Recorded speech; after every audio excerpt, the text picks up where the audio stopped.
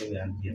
उस वक़्त वो जो वो टिकट उसको दे रहा था ना, तो वो दिल में ये कह रहा था और अपने दिमाग में इसको ना ये आँखों में उसकी देख के कह रहा था बस इसको ये टिकट नज़र आएगी, बस ये इसको टिकट नज़र आएगी, बस ये इसको टिकट नज़र आएगी, अपने अंदर कह रहा है, उसकी आँखों में देखा और वही हुआ।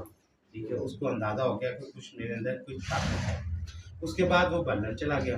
बर्लिन जाके उसने 4 साल को लोगों के बर्तन धोता रहा, कहीं नौकरी करता रहा गुलामों की तरह, मगर उसका गुज़ारा नहीं हुआ। ठीक है, एक वक़्त ये आया कि वो भूख से जो है ना बीमार हो के सड़क पे कहीं गिर पड़ा। वो एक डॉक्टर था, वो जा रहा था, तो उसने उसको उस पे रहम आ गया, वो उसको उठा के ले गया। उसने उसका इलाज-विलूज किया, थोड़ा-सा बेहतर हो गया। तो फिर उसने उससे बातें शुरू की, उसने उसको बताया कि मेरे अंदर ये ताकत है।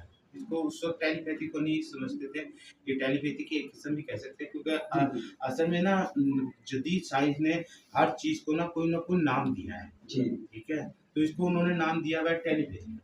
वो कहता था कि मुझे ना ये ताकत है। तो डॉक्टर ने कहा अच्छा तुम बताओ मेरी आँखों में देख के कि मैं क्या सोच रहा हूँ? उसने बता दिया कि तुम ये सोच रहे हो। अच्छा तुम मेरे से कि ये काम करवा के दिखाओ। डॉक्टर को करके काम भी करवा के दिखा दिया। डॉक्टर बड़ा मुतासिर हुआ। उसने फिर क्या किया, उस वक़्त ना एक सर्कस था यूरोप में और उधर सब जगह पे ना यहाँ पे मशहूर था, उसका नाम था बुश सर्कस। बहुत मशहूर था और एंटरटेनमेंट का बहुत बड़ा ज़रिया था। उसमें जो लोग होते थे वो मशहूर भी होते थे, ज़ाहिर-सी बात है क्योंकि जब एक ही एंटरटेनमेंट का ज़रिया हो तो जितने लोग होते हैं वो मशहूर हो जाते हैं।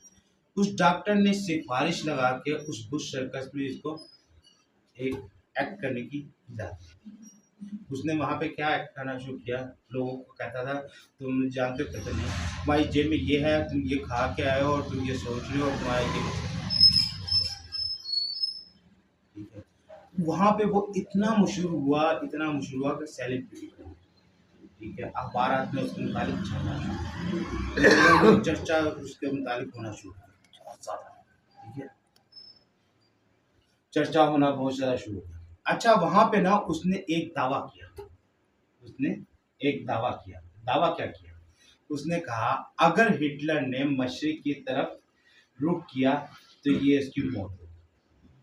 हिटलर उस समय अपने उरूज पे था, बिल्कुल अपने उरूज पे था क्योंकि हिटलर का ज़वाल रशिया पे हमला करने के बाद शुरू हुआ।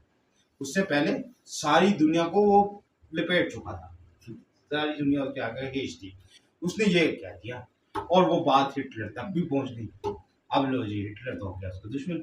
उसने ना उस ज़माने के अगर उनके रोबल का में जो अनाउंस की थी वो अगर आज के अमाउंट में कन्वर्ट करें ना तो उसके ऊपर नाम रखा 13 करोड़ रुपया जो इसको पकड़ कर लाया।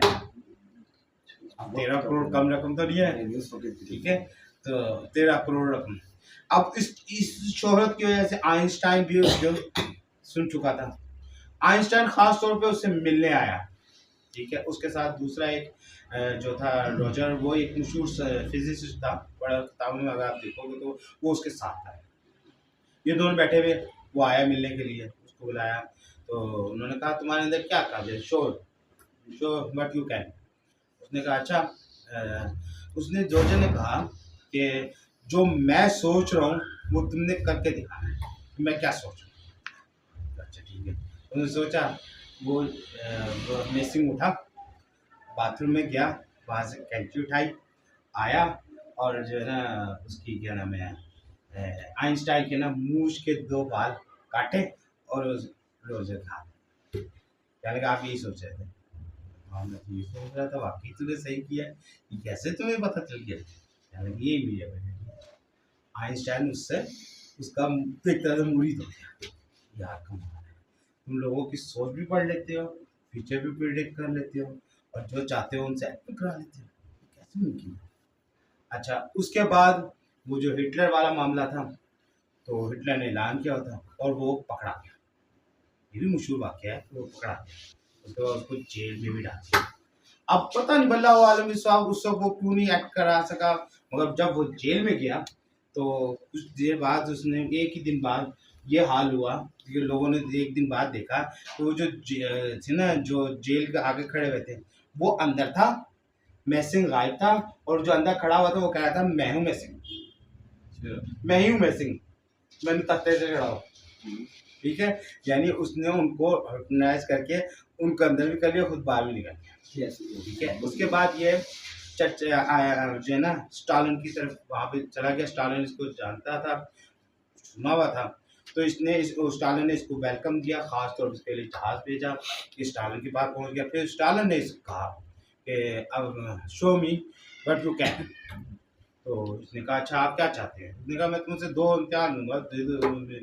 कहने लगा अच्छा बताएं। कहने लगा अच्छा आज जो है ना रात को 12 बजे तुमने मेरे से मिलने आना है प्रेसिडेंट हाउस। अच्छा क्या किया? चला गया।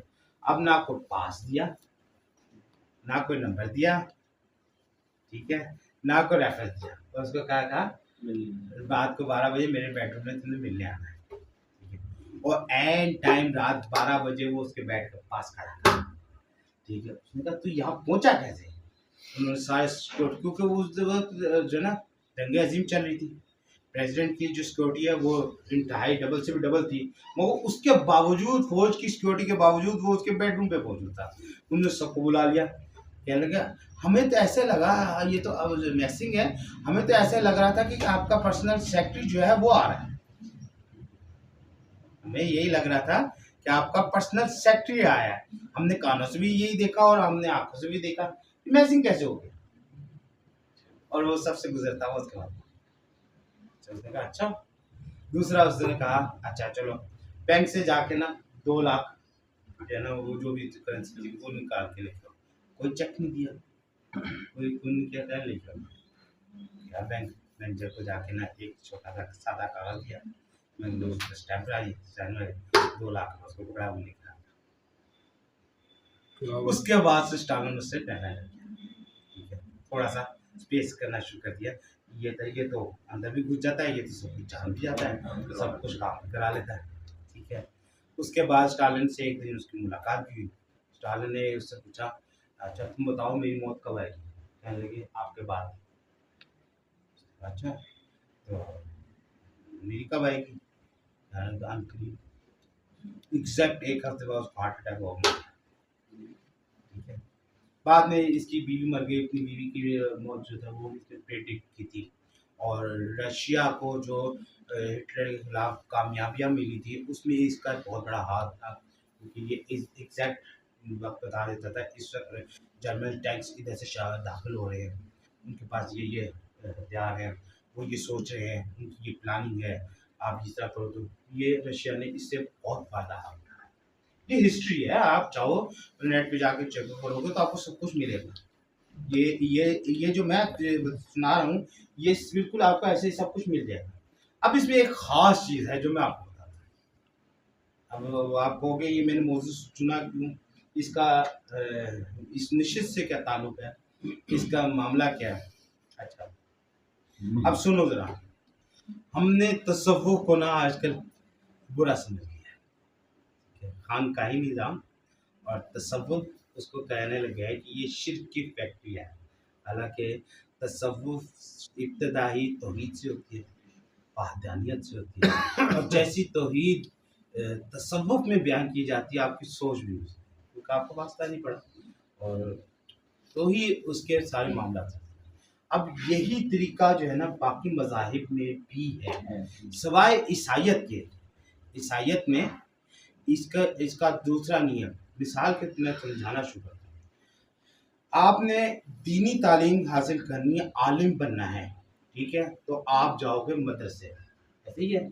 मदरसे में आप जो है ना उनके मदरसे की जो इम्तहानात हैं वो पास करोगे, शेखुल हदीस से के ज़रिए बाकी जो है दरस निज़ाम के ऊपर।